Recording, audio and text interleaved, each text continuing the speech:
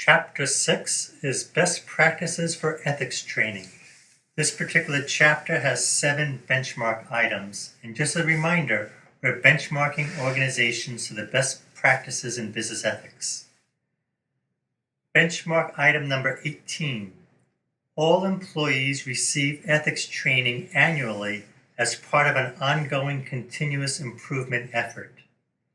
The organization at least once a year should have an ethics training session. These sessions can be as short as an hour, sometimes they can last half a day. So you should at least do that once a year. Some organizations do it 2 or 3 times a year just to reinforce the importance of ethics. And when you do these workshops, always present these as within the context that it's continuous improvement. No human being is morally perfect. No organization is morally perfect. So the idea of doing the workshop is that we want to continuously improve on all the dimensions for ethical performance. Benchmark item number 19. The ethics workshops are facilitated by someone our employees trust. Sometimes, if you're a good manager, you should run your own ethics training workshops. Or sometimes organizations have an HR manager doing an ethics training workshop. But if the employees don't feel comfortable speaking in front of the boss, and if the employees don't feel comfortable speaking in front of the HR manager because it might be held against them when they do performance evaluations later in the year, then don't have those folks facilitate the ethics workshop. Instead, you want to make sure it's somebody that the employees trust. Sometimes that might mean having a consultant come in to do the workshop. A lot of times when organizations ask me, I'll ask the organization, is there an employee that all of the employees really trust in the organization? And a lot of times they'll say, oh yeah, Mary. Mary's wonderful. In that case, let Mary run the workshop. And the benefit of Mary running the workshop is that she can really encourage the employees to make sure they're dealing with real issues in the workshop. I've mentioned these workshops to do. What are you going to do in these workshops? Chapter 6 has my 10 favorite business ethics workshops. And I'm just going to go very briefly through each of these 10 so you have a feel for the kind of workshop that you can do, and you can see the diversity of the types of workshops that you can do for ethics training. Workshop number 1, ethical culture assessment. So basically, you're bringing all the employees together. If I did this at Edgewood, I would have my little survey on truth, justice, partnership, community, compassion, and I would have the employees assess the organization in terms of those 5 values. And employees like doing that. And once again, it's viewed as continuous improvement. Praise the good parts, be clear about what the weaknesses are, but most importantly, what are the strategies to transform a weakness into a strength? Second workshop, code of conduct analysis. Give the employees a couple ethical scenarios and ask them, does this scenario violate the code of conduct? And then when you're doing this, provide them with the code of conduct to show them exactly where this fits on the code of conduct so that in the future, they know where to look in terms of getting ethical advice. A third type of workshop is typical behaviors experience. In this case, you're just asking the employees, what kind of ethical dilemmas have you faced in the last week or the last month or the last year? And then they create their own ethical dilemmas based upon this, and they share this with their coworkers. Workshop number 4, apply the systematic, rational, ethical decision-making framework. We discussed this framework in detail in Chapter 5. So basically, what you're going to do in this workshop is give the employees a couple ethical dilemmas and say, apply the framework to the issue. So let's say if the issue is accepting gratuities, how will they handle this? If the issue is somebody taking credit for your own work, how would these theories apply to that particular situation? If the issue is an abusive boss, how do these theories suggest you deal with an abusive boss? A fifth kind of workshop is creating a business ethics scenario for discussion. So here, you bring the employees together and you're saying, in this organization, what kinds of ethical issues have you faced? And you can give them information that might be in the literature, as saying in marketing departments, here are the typical ethical dilemmas that marketing people have to deal with all the time. Or in an accounting department, here are the kinds of ethical issues accountants have to do all the time. Then once again, have the employees make up their own real life situations as scenarios that they share with co-workers. Workshop number 6, fraud and theft exploration.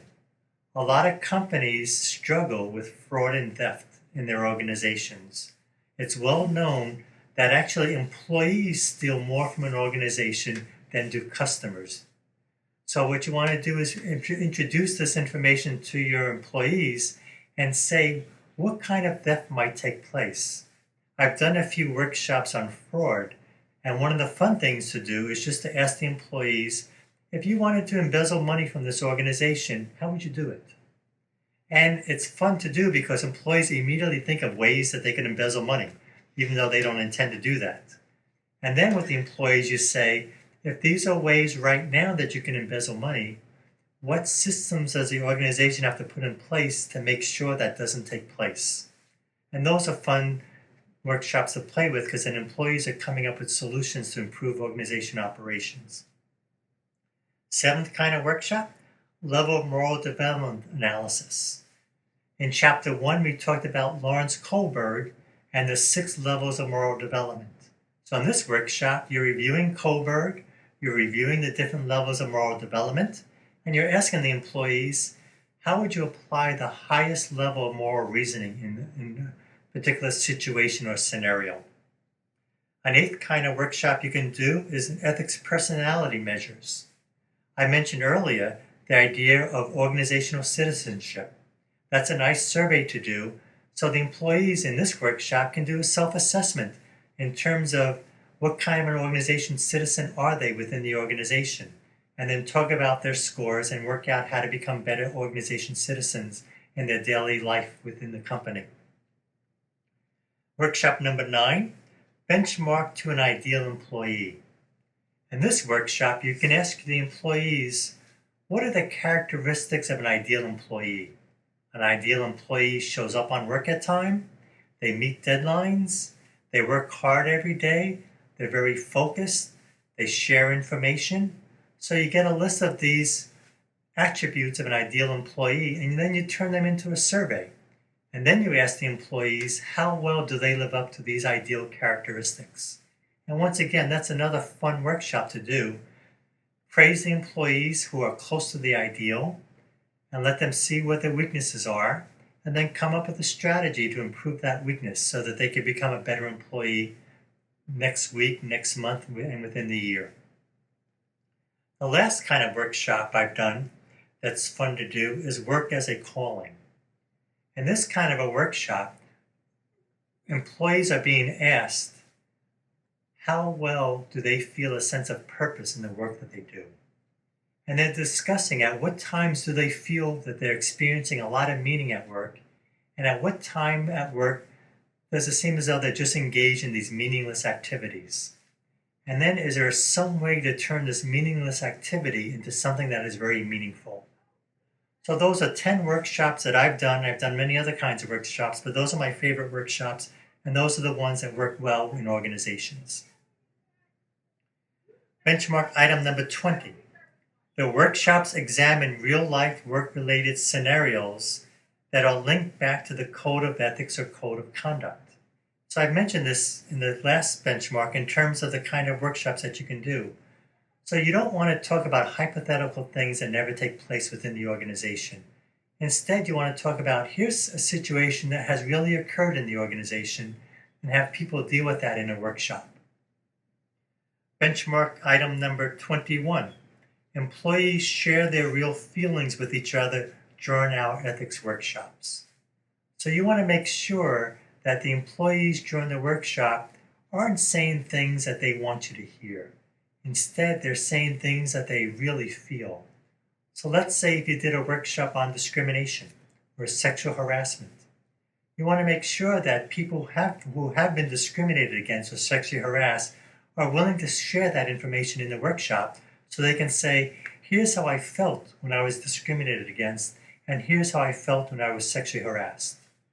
And that plants seeds in the employees' minds to say, boy, when we make these violations, we're really hurting people that we like and we respect. Benchmark item number 22. Employees are comfortable engaging each other in an ethics discussion when contentious issues arise during our workshops.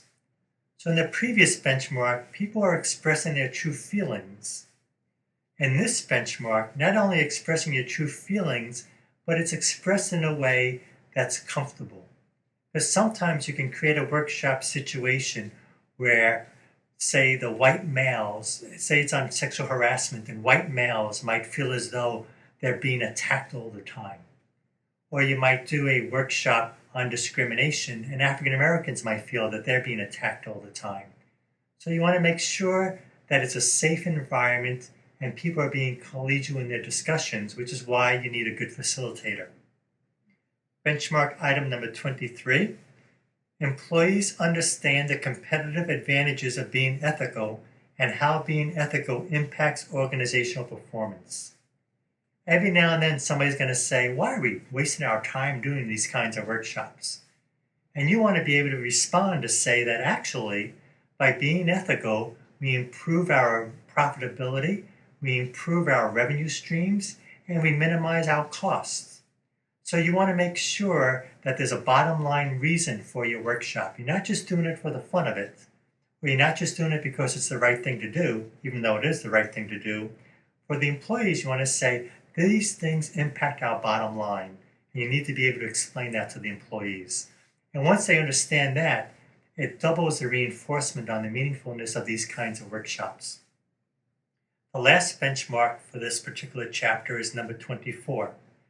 Training sessions are assessed at their conclusion to ensure that workshop goals and objectives have been accomplished. So at the end of the workshop, what I experience all the time are that the employees are very invigorated for engaging in these kinds of discussions. You also want to take the last 5 minutes and survey the employees to say, was this a meaningful experience? And if it's a meaningful experience, it's good to have that information so that you know you're on the right track. If it's not a meaningful experience, let's say an employee says, we're not dealing with real life here. Then you want to change your dilemmas to make sure that they really are real life situations that are experienced by the employees of the organization. So those are the benchmarks for Chapter 6 on ethics training.